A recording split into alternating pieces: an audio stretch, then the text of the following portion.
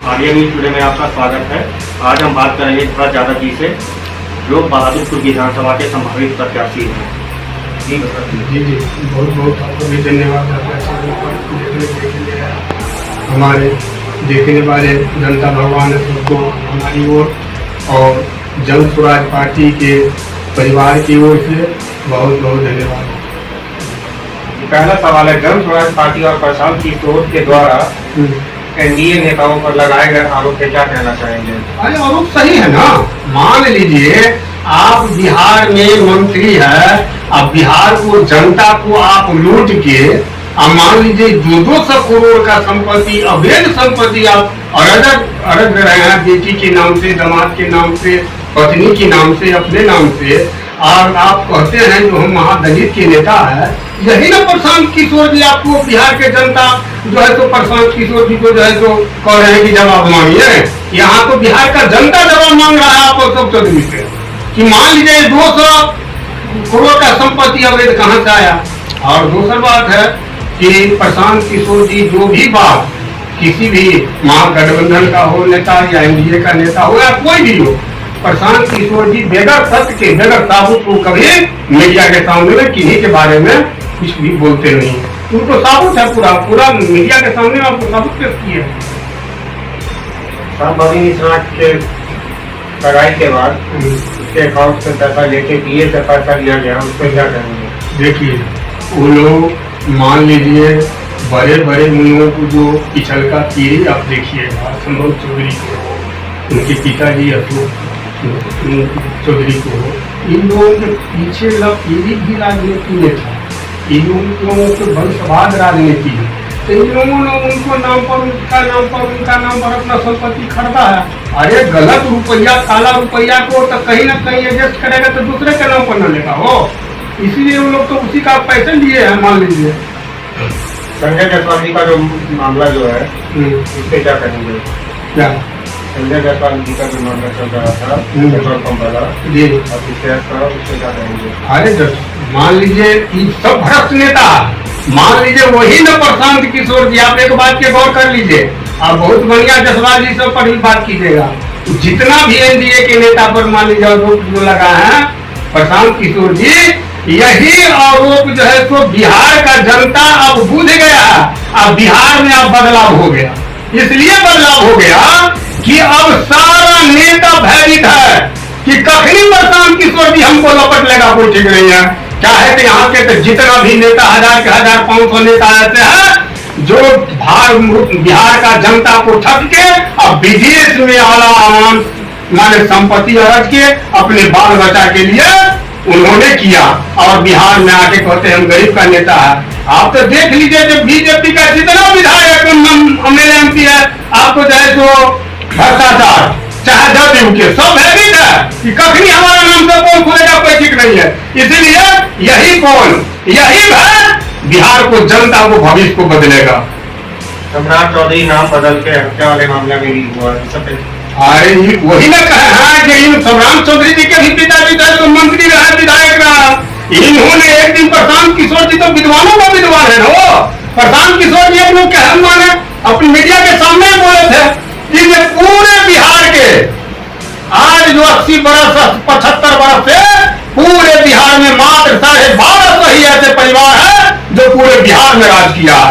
इसीलिए उस 1200 परिवार में किसी को प्रशांत किशोर जी मौका नहीं देने जा रहा है। ऐसे परिवार को मौका देंगे जो राजा का बेटा कभी राजा नहीं बनेगा। वो प्रशांत किशोर जी का सपना है जो किसी भी मंत्री का बेटा को मंत्री नहीं बना देंगे, गरीब को बेटा को जो कभी एमएलए एमपी नहीं बना उसको भी मौका देंगे। इसीलिए ना कहा है आपको कि जितना भी भ्रष्ट नेता है सब भयभीत है, सब भोला बाबू दुर्गा जी को मनाता है कि हे दुर्गा जी अब हमारा क्या हाल होगा, हमारा क्या हाल होगा। कोई भरोसा है, सब और लोग छिपा के भागेगा। आप देख लीजिए ना, कुछ दिन के बाद पता नहीं चलेगा। बिहार सरकार की तरफ से शराब बंदी है और बिहार में खुलेआम शराब, शराब खुलेआम नहीं चाहिए। खुलेआम तो उस समय बिकाता था जिस समय में टेंडर होता था और दुकान खुलता था, लेकिन आज जो है तो घर पर डिलीवरी हो रहा है। दुकान में पहले जाने सामान लाने के लिए जाना पड़ता था, आप घर पर फोन कीजिएगा आपको घर पर आ जाएगा। तो इसीलिए खुलेआम बिकाता नहीं है, घर घर दारू जैसे नीतीश बाबू के समय में अखनी पहुंच रहा, कागज में दारू बंद है, लेकिन पीने वाले को घर पर दारू उपस्थित करने वाले हमारे नीतीश बाबू हैं। अगर नीतीश बाबू दारू बंद कर दिया तो ठीक है, लेकिन दारू घर घर फिर आता है कैसे? या तो मामला ऐसा, मान लीजिए इस बात पर गौर कीजिए, ये आपको 2016 से दारू बंद है, ये 25 हो रहा, 25 हो रहा है। आप देख लीजिए दारू कौन दिन नहीं बिकाता है, कौन दिन लोग को पकड़ के जेल में नहीं होता भेजा जाता है। तो यहाँ सरकार में दो तरह की नीति है, एक गरीब और एक अमीर। अमीर लोग जो दारू पीते हैं उसको 2 मिनट में बेल हो जाता है, 1000, 10,000, 20,000, 50,000 खर्चा कर दिया। लेकिन जो मजदूर बिहार में है और गरीब है, वो जो बाजार से आया एक गिलास ताइयो पी लिया, तो नीतीश बाबू ने ऐसा कानून बना दिया है जो उस गरीब को भीतर में बंद कर दिया। अब बंद कर दिया तो उसको बेल कराने के लिए उसको बाल बच्चा को परिवार को एक पैसा नहीं है, अब हौसली बन की रखा, उस कुटुंब से निमंत्रण लिया तो उस गाय को बेचा, वो भैंसी को बेचा, और मान लीजिए कोर्ट में जाके वकील को पैसा देता है, फिर भी बेल नहीं होता है। तो बिहार में तो मान लीजिए दारू बंद होने से गरीब उधर गया, गरीब और गरीब हो गया।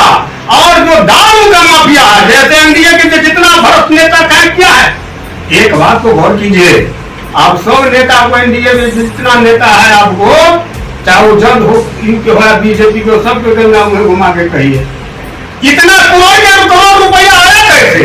दारू बंद करके लोग माफिया से दारू बेचवाते हैं पूरे बिहार के अंदर। नहीं तो बताइए 200 रुपया करोड़ रुपया कहां से आपको आया, 1000 करोड़ रुपया कहां से आया? साहब जिस खाता है जो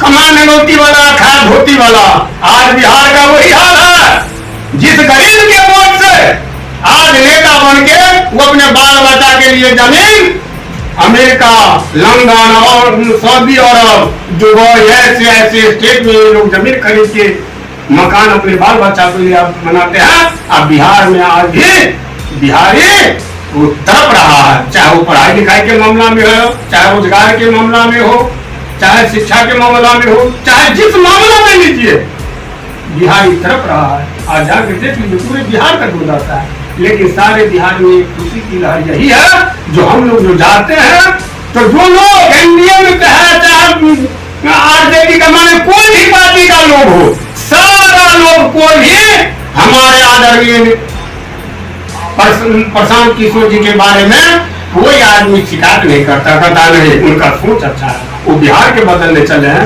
इनकी सारी विचार अच्छा है और सरकार बदलना चाहिए। हर एक जनता के मुख से निकलता है जो नहीं सरकार बदलना चाहिए। एक बार प्रशांत किशोर जी को ही मौका मिलना चाहिए, एक बार जनता का जो सुंदर राज प्रशांत किशोर जी का जो सपना था, उनको एक बार मौका मिलना चाहिए। विधानसभा में यहाँ मुख्य समस्या आपको क्या लगा? देखिए मुख्य समस्या तो सब समस्या, जब तक विकास नहीं हुआ तो समस्या है। बताइए आप जाके बहादुरपुर में स्कूल का हाल देख लीजिए, आप एक लोहिया चरण सिंह कॉलेज है, जाके देख लीजिए उसका दुर्दशा। शिक्षा के मामला में पहले देख लीजिए बहादुरपुर की स्थिति, सड़क के मामला में देख लीजिए, पोखरा के मामला में देख लीजिए, मांगे कोई भी स्थिति में देख लीजिए। अपनी 20 बरस से जो है तो पुल का मांग हो रहा है, कहाँ पुल बना? बताइए आज तक बिहार के अंदर 40 वर्ष से कितना बड़ा नेता सब पैदा लिया और यहाँ से एमएलए बना, लेकिन बगल में आज तक अशोक पेपर में बंद है। विधानसभा में कोई विधायक आज तक क्वेश्चन उठाने का काम नहीं किया विधानसभा में। आज मान लीजिए रैयाम पेपर मिल मान लीजिए बंद है, तो मान लीजिए रैयाम चीनी मिल बंद है। मान लीजिए कहने का मतलब है जो भी रोजगार 1990 से पहले चलता था उस सारा 40 वर्ष 35 वर्ष सारा माने जितना भी फैक्ट्री था तो बंद हो गया। तो बेरोजगारी बढ़ेगा ही हो, बेरोजगारी इसीलिए ना बिहार का पूरे भारत में देख लीजिए जैसे बिहार के मजदूर धक्का खा रहा है। यार आज जो हमारे नितिन मान लीजिए प्रशांत किशोर जी को कोई दुनिया में कुछ कमी है हो, ये अपने जिंदगी की जैसे जिस देश में चाहते उस देश में आजादी से जी सकते थे। लेकिन इनको दिमाग में एक बात आया, जब पूरे बिहार के अंदर पूरे भारत के अंदर जब हम प्रधानमंत्री का सलाहकार बन के नीतिकार बन के मान लीजिए उनको हम जिताने में सहयोग कर सकते हैं, 10-5 मुख्यमंत्री को बनाने के सहयोग कर सकते हैं, तो जिस घर बिहार में हम जन्म लिए हैं और उसमें जो इतना बड़ा भ्रष्टाचार है, बिहार इतना बड़ा पीछा हुआ है, सो नहीं अपने जीवन में वो अपना सपना लेके आए जो सुंदर बिहार में जन स्वराज पार्टी बना के, जन स्वराज पार्टी का मतलब जनता का सुंदर राज, जनता का सुंदर राज बना के, और दूसर जो स्टेट में आज 1 नंबर में है वैसे बिहार का भी चाहते हैं, तो हमको 1 नंबर में सब कुछ में है। यही है प्रश्न। मेरा परिचय भरत यादव, बहादुरपुर विधानसभा से भावी प्रत्याशी है, जन स्वराज पार्टी का। चैनल को like, comment, share and subscribe जरूर।